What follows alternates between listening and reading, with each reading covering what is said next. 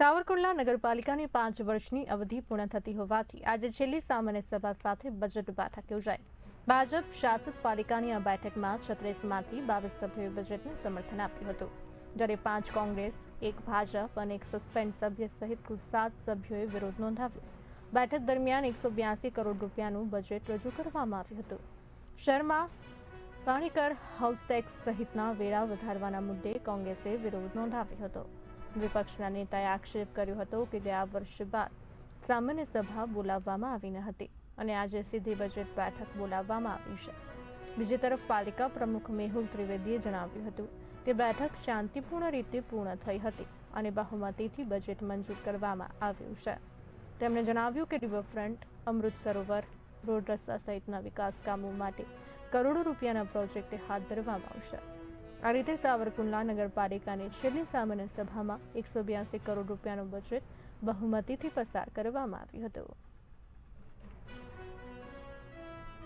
કોંગ્રેસના સદસ્યોએ અને 182 કરોડનું બજેટ હતું અને સંપૂર્ણ વિરોધ કરેલો છે।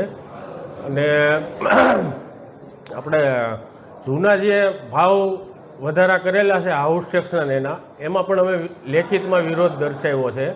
અને સામાન્ય પબ્લિક ઉપર જે વર્ષ દિવસ પહેલાં જે બોજો નાખેલો છે એનો અમે પૂરેપૂરો વિરોધ કર્યો છે। હાઉસ ટેક્સ, પાણી કર અને બજેટ બેઠકમાં જે 5 જે મુદ્દા હતા એનો પણ અમે સંપૂર્ણ વિરોધ કરેલો છે। આવતા દિવસોમાં જે વિરોધ કરવો પડે હજી ખુલીને એ પણ અમે કરવા તૈયાર જ છીએ અને 2-3 દિવસ કે 4 દિવસમાં અમે ખુલીને વિરોધ નગરપાલિકામાં કરવાના છીએ। જે ભાવ વધારો કરેલો છે હાઉસ ટેક્સ, પાણી કર, સામાન્ય માણસને મારી નાખવા માટેનો ભાવ વધારો કરેલો છે। આજની સામાન્ય સભા બહુ વ્યવસ્થિત રીતે, બહુ સારી રીતે અને સારામાં સારી સાધારણ સભા અને બજેટ બેઠક આજે સર્વાનુમતે ન કહેવાય પણ 22 વિરુદ્ધ 7 મતે પસાર થઈ છે। ભાજપનો સભ્યો કોઈ વિરુદ્ધ જોવો એવું મને અત્યારે નથી લાગતું, છતાં પણ ઓફિસમાં જોઈ અને તમને કહીશ।